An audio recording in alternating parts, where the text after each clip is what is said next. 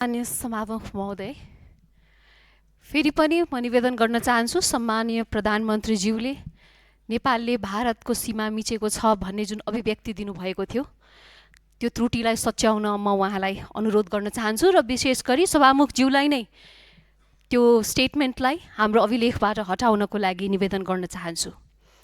यसैसँगै केही विचार राख्न चाहन्छु, केही सुख र दुःखका कुराहरू।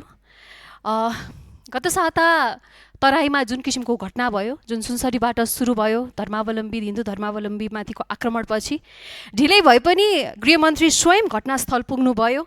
हिंसाको थप विस्तार रोक्न र थप क्षति रोक्नलाई शान्त बनाउन उहाँले अग्रपङ्क्तिमा खेल्नु भएको भूमिका साथै हिन्दू संयुक्त मोर्चाले देखाएको समझदारीप्रति म धन्यवाद पनि व्यक्त गर्न चाहन्छु। जानकी माताको भूमिमा गएर उहाँले मौखिक होस् वा लिखित जुन किसिमको प्रतिबद्धता दिनुभएको छ हिन्दू राष्ट्रको पुनर्स्थापनाको, हामी आशावादी छौँ। त्यो भूमिमा गरेको बाचा खेर जाँदैन, हामी सधैँ खबरदारी गरिराख्नेछौँ। अझै पनि यही विषयलाई लिएर राजविराजमा दिपेश ठाकुर र मण्डला थापाथलीको मण्डलामा विनय यादव अनसनरत हुनुहुन्छ। प्रतिवेदन सार्वजनिक हुनु पर्यो, छानबिनको दोषीलाई कारबाही हुनु पर्यो र अझै पनि रविन्द्र कुमार मेहताको परिवारले सब बुझ्नु भएको छैन। त्यस विषयमा सरकारको ध्यान आकर्षण गराउन चाहन्छु। मृतक र घाइते परिवारसँग भएको समझदारी तत्काल कार्यान्वयन होस् भन्ने म सरकारलाई आग्रह गर्न चाहन्छु। साथै यससँगै सभामुख महोदय, म राहदानीको अभावले गर्दा नागरिकले धेरै ठुलो दुःखहरू पनि पाएको थिएँ। म हिजो आफै आफ्नो राहदानी नवीकरण गर्न त्रिपुरेश्वर गएको थिएँ। त्यहाँ देख्दा अत्यन्तै खुसी लाग्यो। कार्यालयका कर्मचारीहरूले राति 9 बजेसम्म अतिरिक्त समय काम गर्दै नागरिकलाई सेवा प्रदान गरिराख्नु भएको रहेछ। आवश्यकता अनुसार दोहोरो शिफ्ट सञ्चालन गरेर सेवा प्रवाहलाई गति दिने सरकारको यो प्रयत्न प्रशंसनीय छ।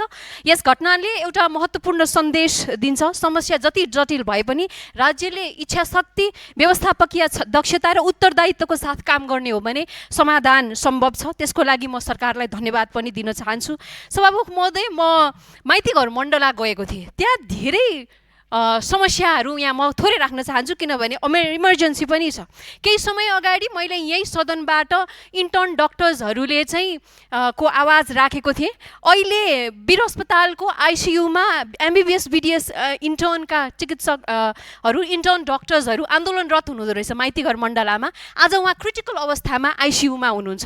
म सरकारको ध्यान आकर्षण गराउन चाहन्छु किनभने उहाँको माग भनेको इक्वल पे होस्, त्यो चिकित्सकहरूको मासिक भत्ता निर्वाह गर्ने सम्बन्धीको प्रतिनिवेदन कार्यान्वयन होस् र कार्यघण्टा सम्बन्धी चाहिँ श्रम ऐन अनुसार लागू होस् भन्ने यति माग लिएर उहाँहरू बस्नु भएको छ। यति पुरा गर्न सरकारलाई म स्वास्थ्य मन्त्रालय, प्रधानमन्त्री जो हुनुहुन्छ उहाँहरूलाई निवेदन गर्न चाहन्छु। दिल्ली हरिजन अनसनमा आइसियुमा क्रिटिकल हुनुहुन्छ। यहाँ हुने मेडिकल डक्टर्स नर्सेसहरूको पनि म ध्यान आकर्षण गराउन चाहन्छु।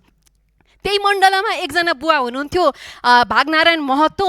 उहाँ 2टा धनी पूर्जा लिएर म चाहिँ मिटर ब्याजबाट पीडित भयो भनेर 4 महिनादेखि खुलामा चाहिँ त्यहाँ चाहिँ आन्दोलन गरेर बसिराख्नु भएको छ। अर्को देविका खनाल हुनुहुन्थ्यो सभामुख महोदय। कोशी प्रदेशका एकजना जनप्रतिनिधिले उहाँलाई सवारीले ठक्कर दिएर घाइते भएर खुट्टाभरि पिपै पिप छ। उहाँको छोरीसँगै उहाँ मण्डलामा चाहिँ बसिराख्नु भएको छ। अर्को हुनुहुन्थ्यो 18 वर्षदेखि नेपाल प्रहरीमा सेवारत तर नेपालकै राजनीतिक कर्मी बाट चाहिँ उहाँको आजसम्मको जीवनको सबै सम्पत्ति लुटिएको कुरा लिएर उहाँ चाहिँ त्यो त्यहाँ चाहिँ आन्दोलनरत हुनुहुन्छ। यस्ता धेरै कुराहरू छन् जहाँ सरकारका विभिन्न निकायले अलिकति तादरुकता देखाउने हो भने यो समस्याहरू सम्बोधन हुन्छन्। त्यसैले गर्दाखेरि मैले सरकारको यी विषयहरूमा ध्यान आकर्षण गराउन चाहे। अहिलेको समयमा सभामुख महोदय, बाहिर हामीले हेरिराखेको छौँ ग्यासको समस्या छ, हरेक समस्याहरू छन्। विद्युतको चाहिँ अब महसुल बढेको कुराहरू छ। म सरकारलाई के मात्रै भन्न चाहन्छु भने ग्यासको लाइन बढेको छ, यो पहिल्यैदेखिको समस्या, पहिलोपटक आएको होइन। हामीले पहिल्यैदेखि भोग्दै आएका समस्याहरू हुन्। यो पेट्रोलको भाउ बढ्नु, ग्यास नपाउनु। तर अहिले सरकारले जरोसम्म जानु पर्यो। ग्यास महँगो भएको छ भने यतातिर तपाईँले यो चाहिँ हाम्रो जुन इलेक्ट्रिक चुलोमा भन्सार हटाइदिनु पर्यो। तपाईँको विद्युतमा लगाएको महसुल के अरे यो भ्याट अधिकतम हटाइदिनु पर्यो। त्यसले गर्दाखेरि सरकारले अलिकति सल्युसन सेन्ट्रिक भएर जानुपर्छ कि जस्तो पनि लाग्छ। यो सरकारले एउटै कुरा भनिराखेको छ, विदेशमा भएका नेपाली युवाहरूलाई नेपालमै ल्याउने। तर हालसालै सरकारले गरेको निर्णय जसमा चाहिँ राइड सेयरिङ सेवामा 7% करको भार बढाइदियो। देशमै बसेर श्रम र उद्यम गर्न चाहने युवामाथि राइड सेयरिङ सेवामा 7% करको भार चाहिँ यथावत राखेर यो प्रश्न यो हटाइदिउँ न, अनि पो नेपाली युवाहरू यहीँ बस्छन् त। जो विदेश नगरे यहीँ दुःख गरिराखेको छन् उहाँहरूलाई हामीले करको भारमा पठायौँ भने चाहिँ के हुन्छ, को बस्छ नेपालमा। त्यसैले गर्दा यी विषयहरूमा पनि सरकारको ध्यान आकर्षण गराउन चाहन्छु। र अन्त्यमा धेरैचोटि हामीले सुनिराखेको छौँ 35 वर्ष के गर्नुभयो, 35 वर्ष के गर्नुभयो भन्ने कुराहरू उठिराख्छन्। अब म यो सरकारलाई के भन्छु भने 35 वर्ष उहाँहरूले के गर्नुभयो भनेर प्रश्न नसोध्नुहोस्। अब 35 वर्ष उहाँहरूले नगरेको कामहरू तपाईँहरू अब गर्नुहोस्। त्यो चाहिँ लेट्स लिड बाई एक्जाम्पल है। किनभने त्यो 35 वर्षको भागीदार हामी सबैले हुनुपर्छ भन्ने छैन। त्यो 35 वर्ष राजनीतिमै नभएका व्यक्तिहरू पनि यहाँ हुनुहुन्छ। त्यसले गर्दाखेरि यो 35 वर्षको चाहिँ भाष्य अब समाप्त गरेर उहाँहरूले नगरेका कामहरूलाई, किनभने 35 वर्षको त्यो आक्रोशले आज सत्ता पक्षलाई यो शक्ति दिएको छ भने त्यो 35 वर्षको अपेक्षा पनि तपाईँहरूको काँधमा आएको छ। त्यसले त्यो अनुकूल यहाँहरूलाई काम गर्न मैले निवेदन गरेँ। सरकारलाई अन्तिममा म एउटा कुरा राख्न चाहन्छु, राजदूतहरूको नियुक्ति हुँदैछ। एकदमै मान्छेहरूले विश्वास गर्नुभएको छ, यसपटक धेरै विज्ञहरूले एप्लाई गर्नुभएको छ।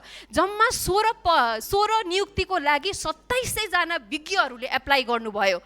अब तर यसको ट्रान्सपेरेन्सी कहाँ छ सभामुख महोदय?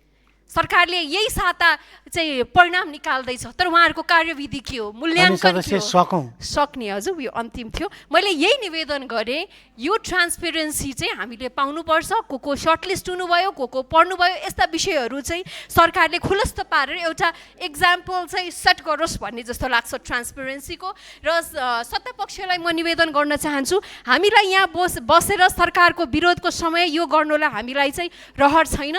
यो हाम्रो बाध्यता हो। सरकार पक्षका सबै माननीयहरूले प्रधानमन्त्रीज्यूका डेलिगेसन गएर एकचोटि प्रधानमन्त्रीज्यूलाई निवेदन गर्नुहोस्, तपाईँले बोल्नुभयो, त्रुटि भयो, नेताको एकदमै शक्ति भनेकै गल्ती स्वीकार गरेर उदारता देखाउने हो। त्यसमा उहाँले क्षमा माग्नु परेन, त्रुटि सुचाइदिनुहोस्। नेपालले भारतको सीमा मिचेको छैन भनेको दिन हाम्रो यो विरोध अन्त्य हुन्छ। धन्यवाद।